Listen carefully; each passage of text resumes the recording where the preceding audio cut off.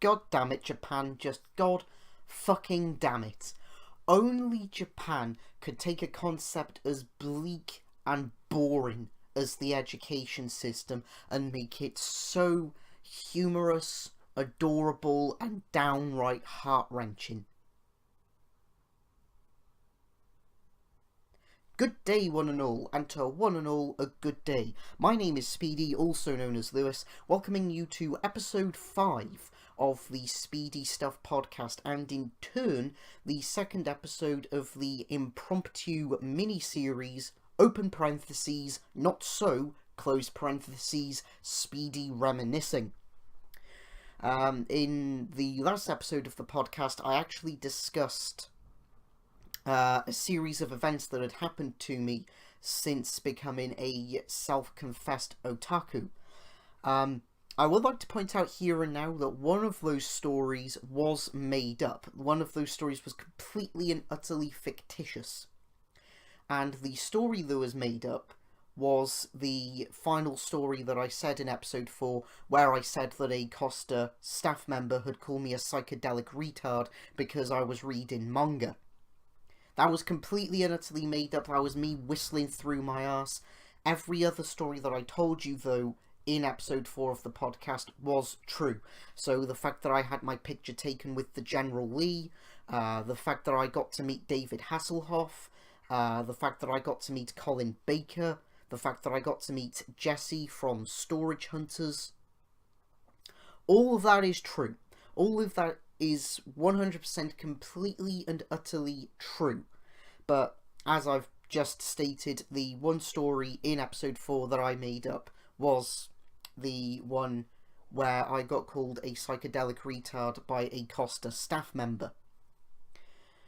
Another thing that I wish to cover as well, before we get on to the main talking point of episode 5 of the podcast, is I've been unwell over the weekend. I don't know how badly it's affecting the audio, but I'm coming across as extremely nasally sounding to myself, personally.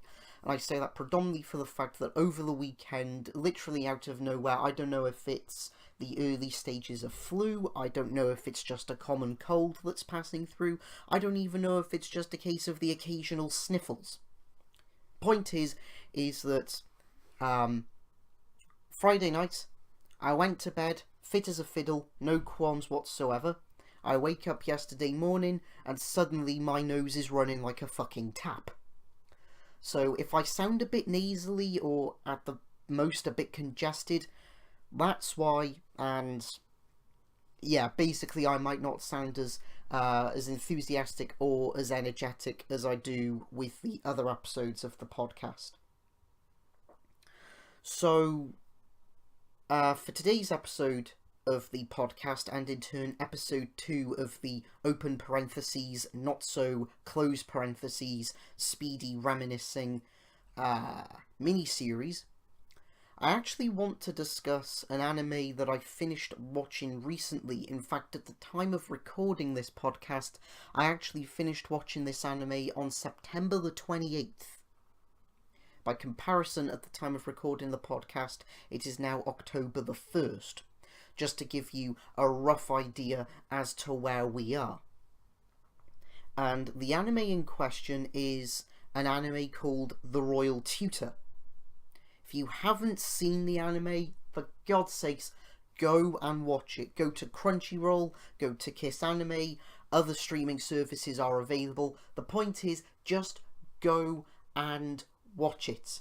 Please, I implore you, go and watch this anime. It is so beautifully well done, and everything about it is borderline spectacular, but then again it would be because Square Enix was in part behind the anime. So, The Royal Tutor, how can I describe it to you all without giving away too much of the plot? Well, for starters, our lead protagonist, Professor Hein...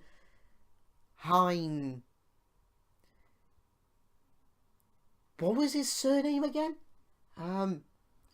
Jim!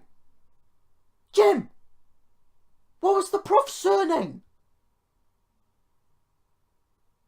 Jim, what was the prof's surname? Jim. Thank you, Jim. Heinway. How the fuck do you expect me to pronounce this? What do you mean the W is pronounced as a V? If it was that way around, why did people call it VW and not VV? That's Jim. He's an intern. He's mute. God bless him. But, yeah. Hein Wittgenstein? Jim! Am I pronouncing that right? Jim says yes. Okay. Hein Wittgenstein, what the fuck kind of surname is that, is the royal tutor in question and is in turn one of 5 lead protagonists for the anime. The other 4 protagonists are a quartet of princes that the king of Gleinsreich, I think the name of the town is. Jim! Yeah, Jim says yes, I'm pronouncing it correctly. Thanks, Jim. Your raise is in the post. Yeah, right. Desperate times. Hey, Brexit. Hey. Sorry. Let's stay on track. But yes, as I was saying, basically, Hein is roped into tutoring 4 tutors for Gleinsreich, because the 5th prince has basically already been shortlisted to take on the role of king when their father kicks the bucket. And the only thing that these 4 princes have got against them is the fact that every other royal tutor that they've had in the castle to try and teach these 4, they've all been driven away. The tutors have actually quit. And for whatever reason, the king thinks that Hein can put up with their shtick. Which he does. I'm not going to say how, because it would ruin parts of the anime, but Hein does put up with their shtick. And is met with a bit of an unusual cast. He is met with a social outcast, a brain box, a playboy, and a tsundere. I kid you not. And, oh, shit, I now have to try and remember their names. The tsundere was called, Leonhard. The playboy was called Licht. The brain box was called Bruno. And the social outcast was called Kai. I think I've gotten that correct. I'm not even going to turn to Jim. So, yeah. And, it's such a good anime. It really honestly is. It is such a good anime. Go and watch it. Go and love it. Go and praise it. Because really, that's all I can give this anime, is praise and nothing but. And, it's so good. It's such a good anime. You know an anime does something right when it makes you feel hints of feels in the first few episodes, does comedy up to about the midway point of episode 10, and then has you in tears for the end of episode 11 and the entirety of episode 12. Because that was me. First few episodes, there were some hints of feels, mainly due to the prince's personal problems, and I thought, yeah, okay, that's understandable, that is relatable to a couple of people. Episode 3, I think it was, episode 3 up to, as I say, the halfway point of episode 10 was laughs all around. I think I actually genuinely pissed myself. I was laughing that much. And then from about the end of episode 11 and the entirety of episode 12, which was unfortunately the season finale, this anime made me its bitch. And I was crying throughout the entirety of episode 11, and the entirety of the end of episode 11, and pretty much the entirety of episode 10. If you want to feel some serious feels, go and watch episode 11 of The Royal Tutor, where I'm not even gonna hint at what happens. All I will say is that for the four princes, they find out something extremely shocking about someone in the castle. So much so, in fact, that someone actually leaves. Again, I'm not going to say who it is that leaves. I'm not going to say why they leave. All I'll say is that there's this big plot point that crops up in like the sort of second half of the season. And it's such a good anime. Seriously, Square Enix, please give us a season 2 of The Royal Tutor. Please. Signed, the internet. Because it's such a good anime.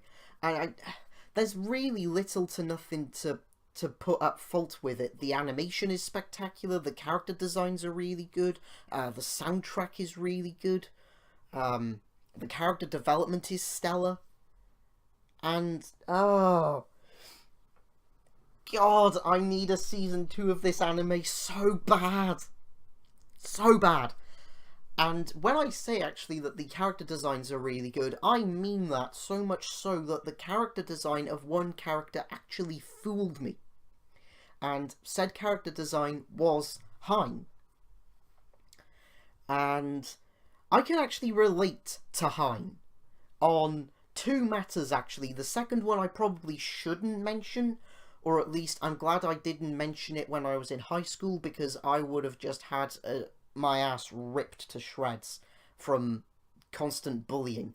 But yeah, basically, when I first saw Hein's character design, it was on the front cover of Volume 1 for the Royal Tutor manga. And I thought, okay, the Royal Tutor's female. She's pretty cute. Then I go and watch the first episode of the anime. And someone said, oh, Hein is here. He is here early. And I thought, no, that's a she, isn't it? And then I heard Hein's Japanese dub voice, and I thought, I have the most awkward boner right now. Basically, when I thought Hein was a female, I thought to myself, yeah, I'd tap that. They announced Hein was male. I thought, yeah, I'd still tap that. Jokes aside, though, yeah, seriously, Hein is fucking adorable. The guy's just like a constant chick magnet. Lucky bastard. But yeah, the other thing that I have in common with Hein... Actually, no, there are two things that I have in common with Hein. The first is that he actually gets mistaken for his own son because of how short and how young he looks. I get this all the fucking time. I actually get mistaken for being younger than what I actually am because of my apparent youthful looks and how short I am. I'm 5'2", 5'3" on a good day, and I apparently have the facial complexion of a 15-year-old. Which is... I don't really know how to take that, because I get ID'd every time I do the fucking lottery. The only time I didn't get ID'd was when I did lottery in a line on the lottery at my local Tesco's. For those of you who live in the US and Australia, Tesco is basically our answer to Target. Excuse me. My nose is running away. There. I'm not editing that out. You're welcome. But I apologise if you're eating while you're listening to this. Ugh. As I was saying, and, you know, I went up to the till and I said, can I get a line on Wednesday's lottery draw, please? And the woman who served me, she said, sure, no problem. And she didn't ID me at all. I paid her for the lottery ticket. I said, well, hang on. Don't you need to see my ID before you can legally sell me this form of gambling? And she said, no, not overly. And her logic was both brilliant and at the same time rather nonsensical. Her logic behind it being that if I wasn't old enough to do the lottery, I wouldn't have asked to buy a ticket. I can see where she's coming from, but simultaneously, you know, that could have been her employment out the window. I digress.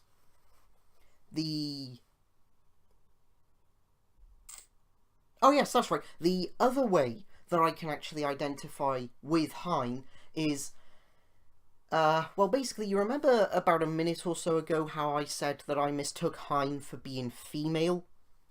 I actually got mistaken for being female. I am not even kidding. I am not even kidding. I was in, I was in a store. I was in a bookstore. It wasn't Waterstones.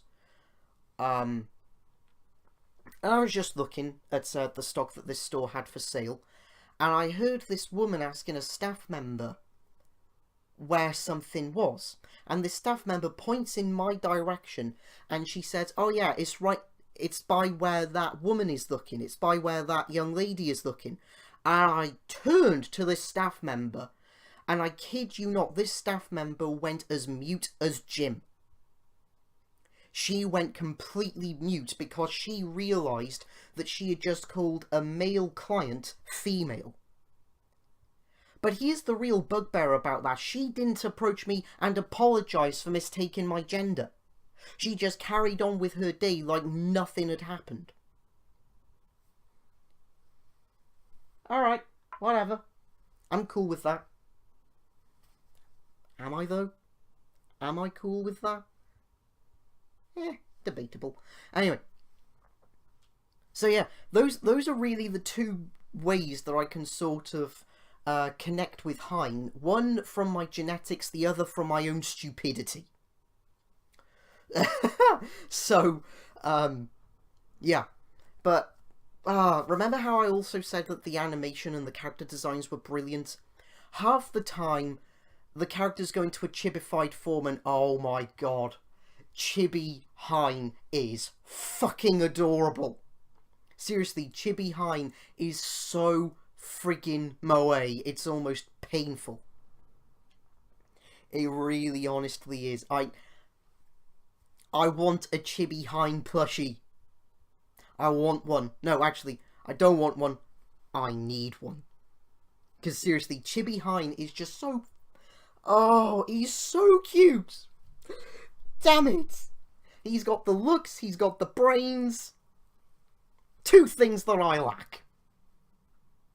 Shit. Oh well, you can't win them all. But yeah, just seriously, I'm gonna finish episode 5 of the podcast here. Go and watch The Royal Tutor right now. Just go. Go.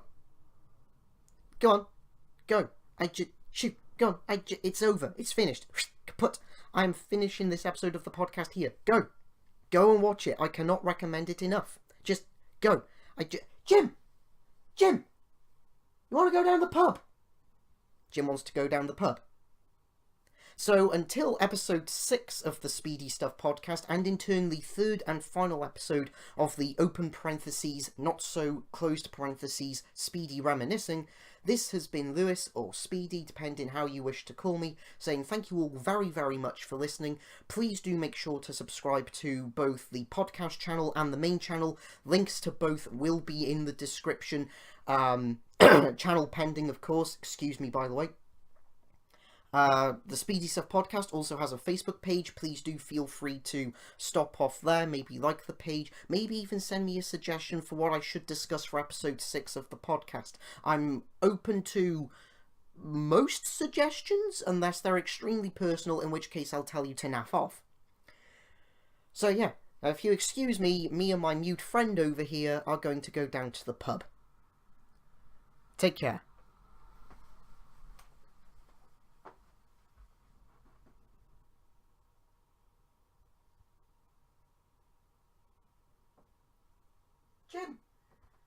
Jim, I've forgotten my coat.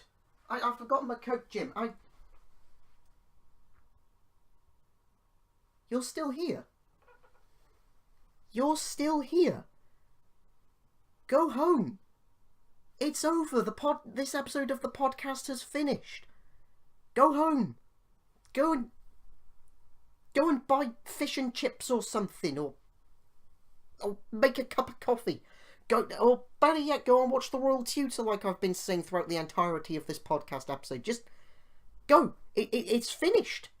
It's finished. You are making me perform a reference to Ferris Bueller's Day Off, and I fucking hate Matthew Broderick. Just go. Go.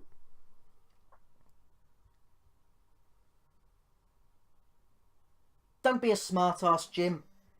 Jim's just said that that's a load of fish.